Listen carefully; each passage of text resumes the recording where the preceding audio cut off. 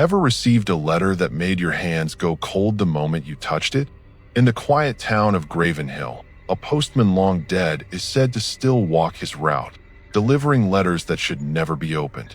This is the chilling story of the Poltergeist Postman, the spirit who delivers mail from the other side. It began one misty morning in 1983 when a woman named Elaine Mortwood found an envelope on her doorstep. It had no stamp, no return address, just a wax seal shaped like an eye. Inside, a single message: return what was never yours. The ink was still wet. Elaine took it to the Gravenhill post office, hoping to find out where it came from. But when Clerk Franklin Dorr saw the handwriting, he froze.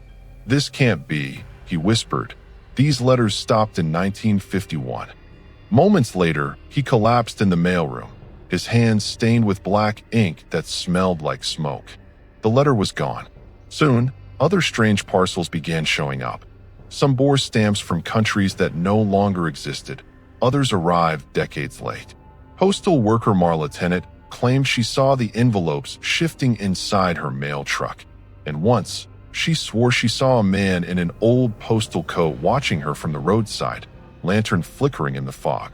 Historians later discovered that the Gravenhill post office was built over the home of Edric Malloran, a 19th century postman who vanished during a storm while delivering a final letter for a dying woman named Isolde Vey. Her last words were said to be, "My letters shall find them all."